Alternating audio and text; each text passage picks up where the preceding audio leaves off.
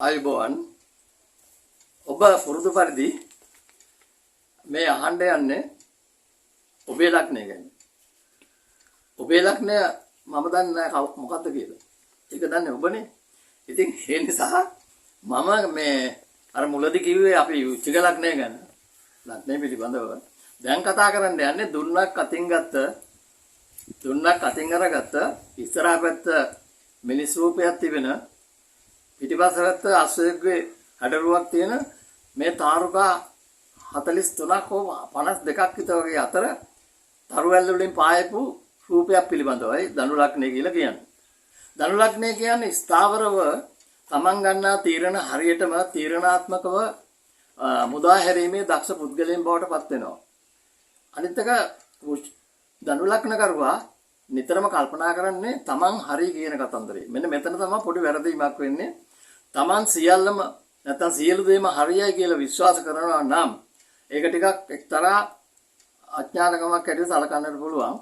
නමුත් මේ ආත්මාර්ථකාමීත්වය කියන එක වැඩියෙන්ම ධනු ලග්නකාරයන්ට තියෙනවා කියලා මේ ජෝතිෂය උගන්වනවා. ආත්මාර්ථකාමීත්වය ඇත්තටම ආත්මාර්ථකාමීත්වය නැති කෙනෙක් කොහොමද දියුණු වෙන්නේ? තමන්ගේ ආත්මය ගැන විශ්වාසයක් නැත්නම් කොහොමද අනුන් ගැන හිතන්නේ? ආත්මාර්ථකාමී කියලා කියන්නේ ලෝකයේ හිටිය මම මේ චෝදනාවක් කරනවා නෙමෙයි මේක අපහාසයක් කරනවත් නෙමෙයි බුදුදහමේ එන බුදුන් වහන්සේ. බුදුන් වහන්සේ ආයතාව ආත්මාර්ථකාමී කියන්නේ තමන් ගැන හිතපු කෙනෙක් ලෝකේ. අනිත් එක මේ ධනු ලග්නකාරයා ධනු ලග්නේ වේ බුදුන් වහන්සේ කටක ලග්නේ ඒක වෙනම කතාවක්. මම මේ කියන්න යන්නේ ධනු ලග්න කරුවා ස්ථාවරව තමන් ගන්නා තීරණ වලට බහින කෙනෙක්. එදා යශෝදරාවන්ට කතා නොකර පුතාවත් නොබලා දොර ඇරලා බාගෙට බල්ලා හකලා යන්න ගියා. ගිහිල්ලා බුදු වුණා. නමුත් යශෝදරාවට කතා කරන්න ගියා නම් අද බුදුරෙක් නෑ. මේක තමයි ඇත්ත කතාව. තමුන්නාසලා මට බයින්න පුළුවන්. බනින්න දෙයක් නෑ. මේක තමයි යථාර්ථවාදී අදහස. ඒ නිසා මේ මා කියන්න යන්නේ ධනු ලග්න කරුවා අන්‍යයන්ට වඩා බොහෝ වෙනස් චරිතයක් ඇති පුද්ගලෙක්. ඒ කියන්නේ බොහෝ තීරණ ගන්නේ ඊටාම හිමින්. මේ තීරණ ගන්නකොට ඒවා හොඳට කිරලා බලලා තමයි තීරණ ගන්නෙ. එක එක්කෙනා කියන විදිහටවත් එක එක්කෙනා දක්වන විදිහටවත් එක එක්කෙනාගේ මතිමතාන්තර වලටවත් යට නොවි තමන්ගේ තීරණ ගැනීමට දක්ෂ පුද්ගලෙක් වෙනවා ධනු ලග්නය. ස්ත්‍රී පුරුෂ දෙපක්ෂයේම. එතකොට ආදරේ උල්පත ධනු ලග්න හිමියන් අතර තියෙනවා. හේතුව අන්‍යයන්ට ආදරය කිරීම, සමාජයට ආදරය කිරීම, මුළු මහත් ලෝකයටම ආදරය කිරීමේ ප්‍රතිමූර්තයක් හැටියට දක්වන්න පුළුවනි මේ ධනු ලග්න කරුවා. දක්ෂම නිර්මාණකරුවෙක්. ඊටාම ඉහළ තලයේ හිතන්නේ තමා ගන්නා යම් යම් තීරණ වෙනස් කරන්නෙත් ඊටාම කලාතුරකින් කෙනෙකුට යටත් වන්නෙත් නැහැ. අනේ එහෙම ගතියක් තියෙනවා. යටත් වන්නේ නැහැ කියලා කියන්නේ මේකයි. අනුන්ට යටත් වෙන නිහාල පුද්ගලයෙක් බවට පත් වුණොත් Tamanට තීරණය ගන්නත් බෑ. එයා බුද්ධිමත් වෙන්නෙත් නැහැ. ඒ නිසා කවුරු කෙසේ කොහොම කිව්වත් ධනු ලග්න කරුවා ඊටාම හොඳින් කිරලා බලලා Tamanගේ වැඩ කටයුතු කරන කෙනෙක්. ඔහුට නැත යන්න පුරුදු වී නැත. ඒ කියන්නේ ඔහුට ඇත යන්න කියා ඒ පිටිපස්සේ යන පුද්ගලෙක්. විශාල ලෙස ධනෙ හොයාගන්න පුද්ගලෙක් වෙනවා. මිලමුදල් හොයාගන්නවා. ලෝකයේ සමහර වෙළඳ ව්‍යාපාරිකයෝ ධනු ලග්න කරුවන් ඉන්නවා. හැබැයි ධනු ලග්න කරුවන් නිතරම තම ව්‍යාපාරය කරනකොට ඒකට සේවකයන් තෝරාගන්නේ හොඳට හිතලා බලලා. හැබැයි කේන්දරයටම නතු වෙච්ච පුද්ගලයෙකුත් නෙවෙයි. වෛද්‍යවරුන්, ඉංජිනේරුවන්, ගණකාධිකරණය, විද්‍යාංශය සහ තාක්ෂණාංශය විශාල වශයෙන් දියුණුවක් ලබනවා.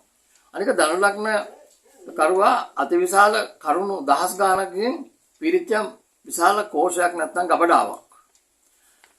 පරාජය නොවි ජයෙන් ජයටම අත්කර ගැනීමට ධනු ලග්න කරුවා නිතරම උත්සාහ කරන නිසා අර සංකේතය දුන්නෙන් විදින්නේ ඊයෙන් අනවශ්‍ය දෙයකට නෙවෙයි ඊටාම ඉලක්කය අල්ලා විදින්නේ. ඒ නිසා ධනු ලග්න කරුවා පරාජය කිරීමත් බොහෝ දුරට අමාරු වැඩක්.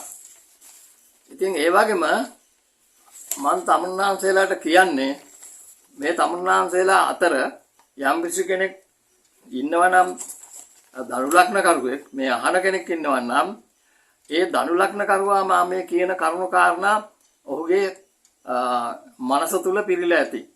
මම කවදා හරි හොඳට ඉගෙනගෙන සමාජයේ ඉහළම තලයට පත් වෙන්න ඕන කියන හැඟීම කුඩා කාලේ ඉඳලම තියෙනවා. විශේෂයෙන්ම මම කියන්නට කැමති ධනු ලග්න කරුවන් දේශපාලඥයන් වන්නේ බොහොම කලාතුරකින්. මම දැකලා නැහැ ධනු ලග්න කරුවන් දේශපාලනයේ යෙදෙනවා. ධනු ලග්න කරුවන් දේශපාලනයේ යෙදෙන්නේ නැත්තේ ධනු ලග්න කරුවන්ට අර පොඩි කතාවක් තියෙනවා. මේ බස් කොන්දොස්තර කෙනෙක් නෙවෙයි. බස් කොන්දොස්තර කියන්නේ බස් එක නවත්තලා කියනවා සීට් තියනවායි කියලා. සීට් තියනවා කියලා මිනිහා නැග්ගම මිනිහට ඉඳ ගන්න සීට් නැහැ. ඇහුවොත් එහෙම කෝ සීට් කියලා ඉතින් සීට් විතරක් නෙවෙයි රෝදක් තියෙනවානේ බස් එකේ. මෙන්න මේ වගේ උපක්‍රමශීලී පුද්ගලයෙක් ධනු ලග්න කරුවා. ඉතින් ඒ නිසා ධනු ලග්න කරුවාගේ සිතුම් පැතුම් තවත් කෙනෙකුට දැඩිව අල්ලා ගැනීමට හරි අමාරුයි. ඒ නිසා ගැහණියක් හෝ මිනිහෙක් ධනු ලග්නේ ඉන්නවා නම් ඔහුගේ විවාහ ජීවිතය අනිකා තේරුම් ගැනීමට සමත් බුද්ධියක් තියෙන්නට ඕන. අපි කියමු කාන්තාවක් ධනු ලග්නේ නම් තමා තෝරා ගන්න පුද්ගලයා නෝන්ජල් පුද්ගලෙක්. එහෙම නැත්නම් 7-5කට වැඩක් නැතිව කිසිම තේරුමක් නැති වැඩ කරන පුද්ගලෙක්. කවදාකවත් ගැලපෙන්නේ නැහැ. බොහොම දක්ෂ පුද්ගලෙක්. ඇයට හමු වෙන්නට ඕන නැත්නම් සම්බන්ධ වෙන්න පිරිමියෙක් එකයි කාන්තාවත් එකයි. මම විශාල වශයෙන් කතා කරන්නට සූදානම් වන්නේ ඔබට බොහොම පොඩි කෙටි කරුණු ටිකක් හොඳටම ඇති ඔබේ ජීවිතය ඉදිරියට ගෙන යාම සඳහා. සූදුව රේසොට්ටු වලින් සහ කොටස් වලින් ව්‍යාපාර වැනි දේ ඔබට නොගැලපේ. දැන් ඔබ කියනකොට ඔබ හිතන්නේ නැති මේකෙන් දිනනවා කියලා. නෑ නෑ මේ ඒවට යන්නේ නෑ.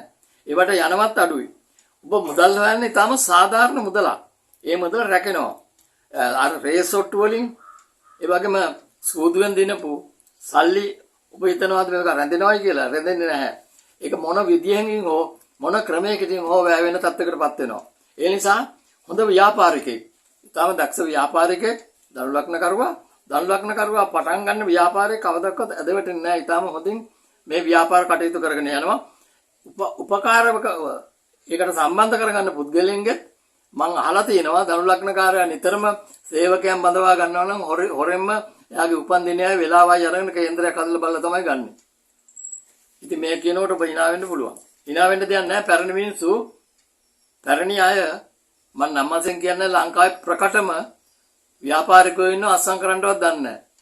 අස්සම් කරන්නේ තමාගේ ළඟම ඉන්න සහකරුවා. මම නම් වශයෙන් කියන්නේ එතකොට දැනටත් ඉන්නවා ඒගොල්ලන්ගේ පුතුත් ඉන්නවා. ඒගොල්ලෝ සමහර වෙලාවට පුතු විශාල වශයෙන් උපාධි ලබාගෙන නැතත් මේ තාත්තා උපාධියක් කිසිම දෙයක් නැහැ. ඊටාම දක්ෂයි ව්‍යාපාර වලට. ඒ නිසා ධනු ලග්නේ ඔබ මේ කතා කරන මගේ මේ අදහස් වලට පොඩ්ඩක් හරි සමන් දීලා හොඳ ව්‍යාපාරිකයෙක් වෙන්න උත්සාහ කරන්න. ඔබට ව්‍යාපාර වලින් ඊටාම හොඳින් ජය ගන්නට පුළුවන්. ලෝකයේ ජාත්‍යන්තර වශයෙන්ම ප්‍රසිද්ධියටපත් පුද්ගලයෝ තමයි Charles Wilson Churchill, volt Disney. Volt Disney කියන්නේ ඩිස්නිගේ තියෙන චිත්‍රකත් විශාල වශයෙන්ම පාරාදීසයක් තිබුණා. හොඳ නිර්මාණ ශිල්පියෙක්. අනිත් එක්කෙනා තමයි ජේන් ෆ්‍රොන්ඩා, ෆ්‍රැන්ක් සිනෙට්‍රා. දැන් මේගොල්ලත් ලෝකේ ප්‍රකට පුද්ගලයන්. ධනු ලග්නකාරයා බොහොම නිහඬයි. මම අර කිව්වා වගේ බොහොම නිහඬ පුද්ගලෙක්. නිහඬව සිටියට එයාගේ ව්‍යාපාර කටයුතු වල ඊටම හඩක් නගලා මේ ව්‍යාපාරේ මාකට් කරන්න දන්නවා. ව්‍යාපාරය ඉදිරියට දියුණුවට ගෙනියන්න දන්නවා. ඒ නිසා අපට ආයුබෝවන්.